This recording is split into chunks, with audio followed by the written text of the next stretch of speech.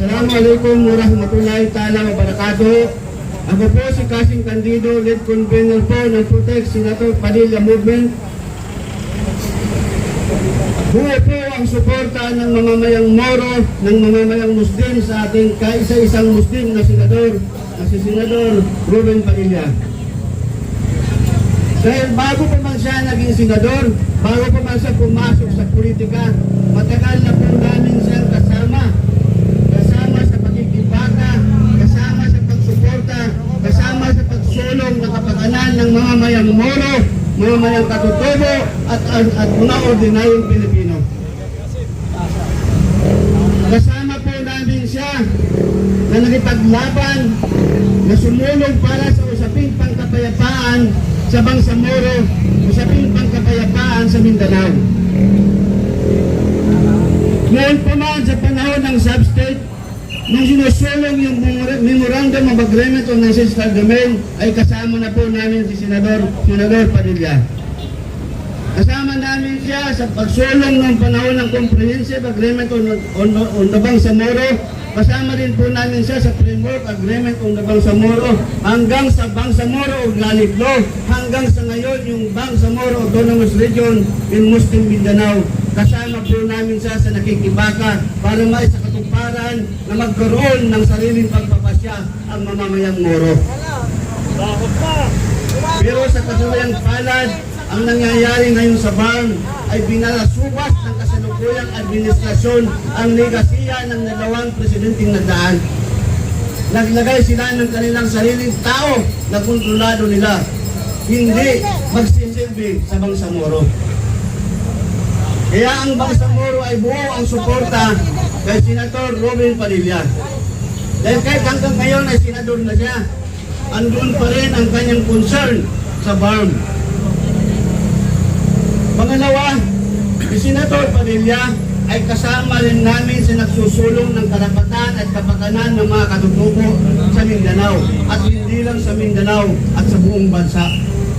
Dahil pinuprotektahan, pinagtatanggol niya ang mga katutubo, ang isyu ng mga katutubo na mayroong pang-aabi sa kanila, katutubo na nakakaranas ng diskriminasyon, mga katutubo na ninanakaw ang kanilang mga lupain. Malakas ang boses ng ating Senador Robin Padilla na ipagtanggol ang karapatan, kapakanan ng mamamayang katutubo.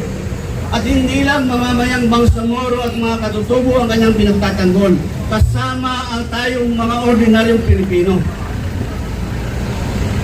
Patuloy ang kanyang pagtulong sa mga mahihirap. Hindi pa man siya naging politiko, hindi pa man siya tumakbo noong 2022 at naging number 1 senator. Ako mismo saksi, dahil lagi namin siyang kasama nung panahon na kapag merong nasusunugan, merong biktima ng baha, kasama namin siya na pumapasok sa komunidad upang mamahagi ng tulong. Kasama namin siya madalas nung panahon na may pagtutulong para sa Bangsamoro at bigla na lang may lalapit sa kanya na hihingi ng tulong at hindi siya nagdadalawang isip para tulungan ito. Lalo na nung naging senador, ang ating kaisa-isang Muslim senator na si Robin Padilla ay nagkaroon ng makasaysayang batas para sa mga Pilipino. Una dyan yung Eddie Garcia Act para ito sa mga maliliit na manggagawa sa industriya ng pelikula. Pangalawa yung Philippine Islamic Burial Act. Second Mike.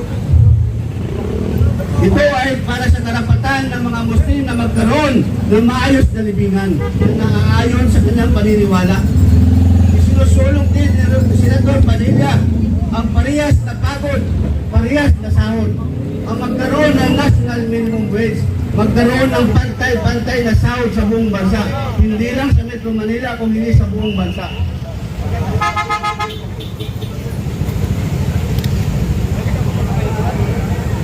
Isa rin sa Senator Padilla sa nagsusulong na maisabatas ang anti-racial discrimination. Magkaroon ng anti-racial discrimination na batas para maging krimen ang pag-discriminate sa mga maliliit na mamamayan. Kaya ang Moro community sa buong bansa ay buo ang suporta at handa ipagtanggol. Ang kasama namin, si Senator Robin Padilla, handa ang mga katutubo, ang mamayang Moro at mga ordinaryong Pilipino para sa ipagtanggol. Yun lang po, salamat. Assalamualaikum warahmatullahi ta'ala wabarakatuh. Takbir! Dito, Yusuf Penrante, Tatay Rani, Hindi maganda yung pagsasalita niya. ang mga binuto, Kita pa po sa labas. Kung hindi aristuin. Kaya nandito kami para ipakita. bago kami magtapos, nais po namin ipangakay Saka sa may ibang ang senador. aming taus-pusong pasasalamat. Vice President. Unang-una, kay Ma'am Karen, kay Oliver, kay Yusik Ranke, lalong-lalo na po, kay Consi, Tatay, Rani. Kagabi po, ito ang naririto, talagang nagkopi-kopi pa kami dito nila Tatay Rani at inayos itong stage na ito. So, bago ko po tapusin ang lahat, nais kong ibigay ang aking mikropono sa nag-isang Karen na ginagawa Pembili ng I Care yung Philippines. nagsasabi ng to. I Care Philippines. Halata naman to eh. Kung noon pa yan, dapat pinaimbitahan ang President Pati Toto.